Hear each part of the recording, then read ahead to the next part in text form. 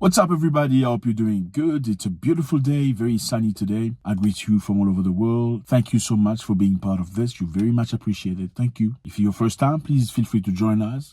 Click on the button, subscribe. I'm sure we're gonna like each other. We already look similar, so yeah, might as well just let's do this. And again, let's all thumbs up so that we can get up, make our voice bigger so that most of our people can hear what's happening. Great. So today we're going to talk about something very interesting. We are talking about export of raw material in Africa. Okay. We have a very interesting speech from President Yoweri Museveni of Uganda.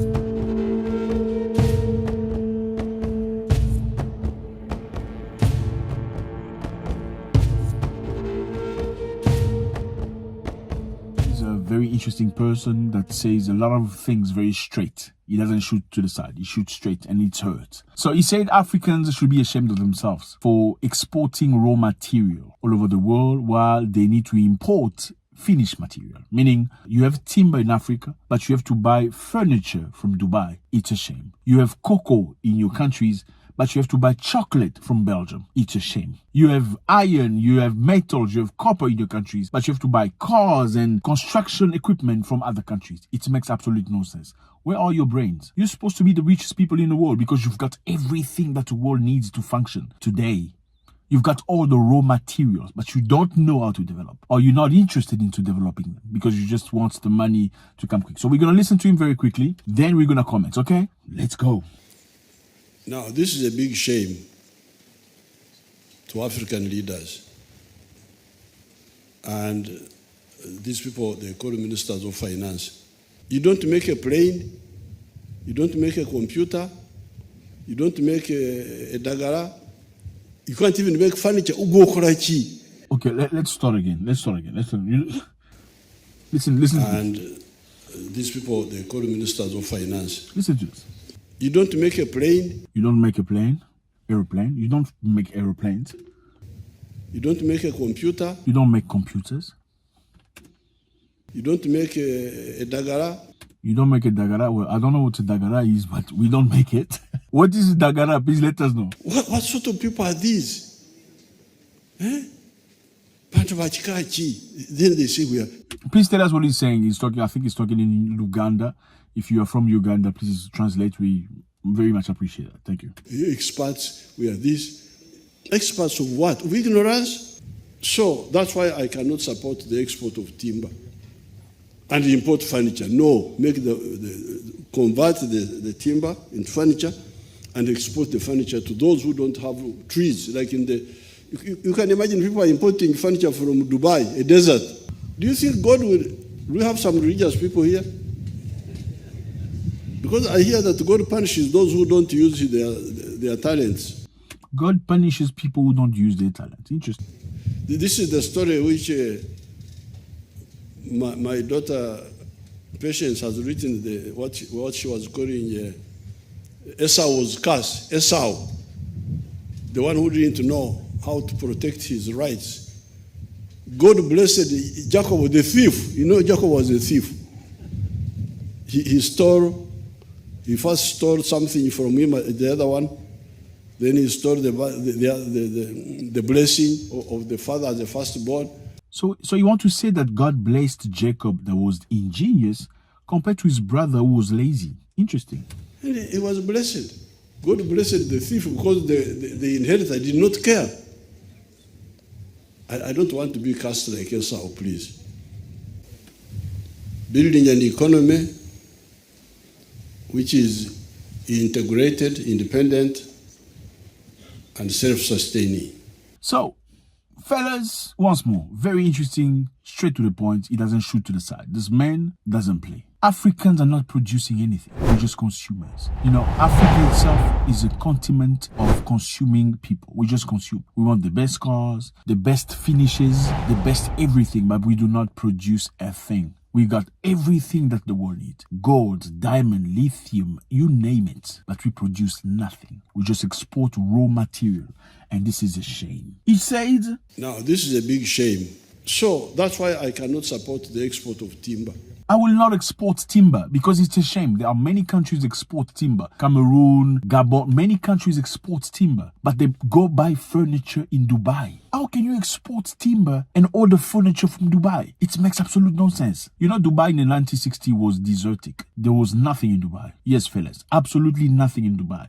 But look at Dubai from the 60s to the 2000s. Dubai has grown drastically, tremendously. What did they use? The only thing they have, oil.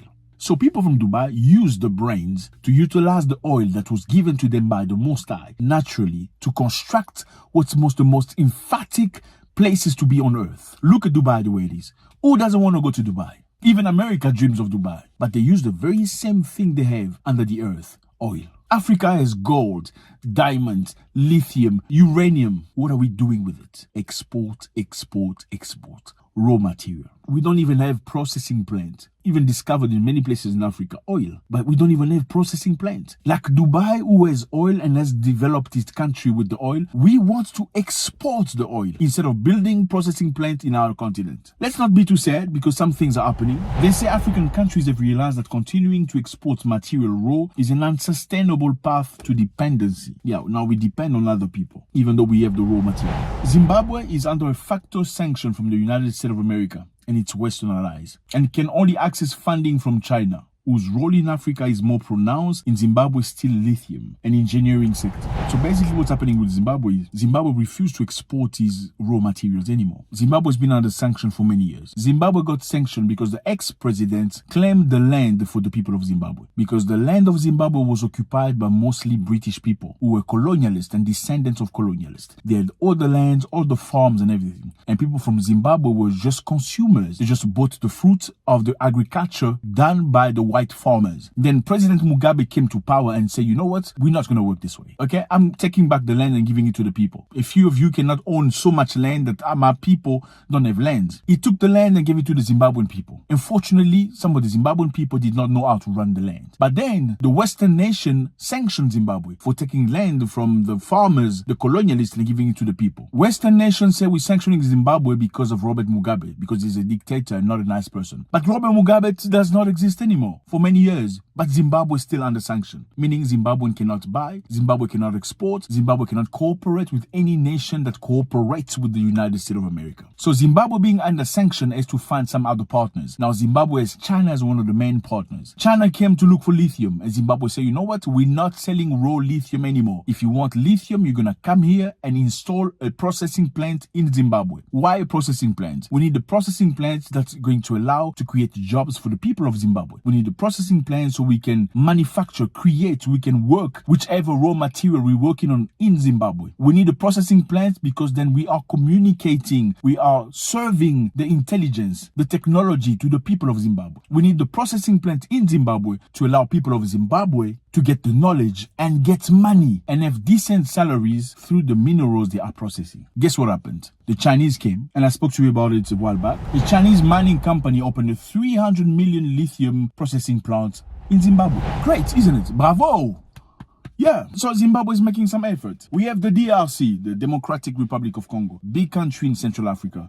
They love dancing. The country of Patrice Lumumba, but a lot of stupid people, especially in the capital. Not everybody, but a lot of stupid people in the capital, just in the capital. Okay, anyway, the DRC has banned exports of copper and cobalt, from which it only gets 3% from batteries. So what is cobalt? With cobalt, you can use 50% of it for battery, for electrical vehicle. You can use it for tablets and smartphone, nickel alloys, and material tool, and many more. Interesting thing. Then there's copper. What is copper? Copper is used in electrical equipment such as wiring and motors. This is because it conducts both heat and electricity very well. It can be drawn into wire. It's also used for construction and many other things, roofing, plumbing, and many other things. So one representative of the DRC, she's very clever, she said the electrical vehicle market will be worth $7 billion in 2030 and DRC only get 3%. And it's going to be worth $46 trillion in 2050 and DRC will only get 3%. They said cobalt cannot be exported, transformed and manufactured into battery outside the country, while we are reduced to our teeth to afford a green vehicle. Some 100,000 cobalt miners slave away in small mines in remote part of the DRC in dangerous, toxic conditions expedition and deliver minerals to one single corporation, Congo Dongfang. Okay, so this is obviously a big company from the Chinese that's benefit from these minerals. Again, fellas, Africa needs to grow up. There's so many things. Ghana and Ivory Coast exports the most cocoa beans in the world. Cocoa beans is what you need to create chocolate. So the chocolate you eat, most of them, most likely came from Ghana or Cote d'Ivoire. What do they get out of it? Not much. You export the beans, but you buy the chocolate from the Belgians and the Dutch and the French. Obviously, this profits a group of people that just by selling, they're becoming rich. So the top people sell the good, the raw materials, and they get rich. They don't give a continental about the normal people who would benefit from processing plants, who would benefit from creating those industrialization machinery and plants into their countries. Africa needs to start producing and stop being dependent. The bottom line is, if Europe and USA and all these people say, you know what, we're not going to buy from you, even though we have gold, diamonds, iron, petrol, oil, and everything, what are we going to do with it? Good question. Are we going to eat it? Are we going to put it into food? Okay, because we don't know what to do with it. We need to invest into intelligentsia, invest into production, invest into things that are going to change the future of Africa.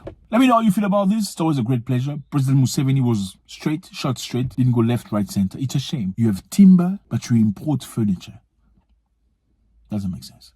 Don't go without leaving your comments. We need your comments. God bless.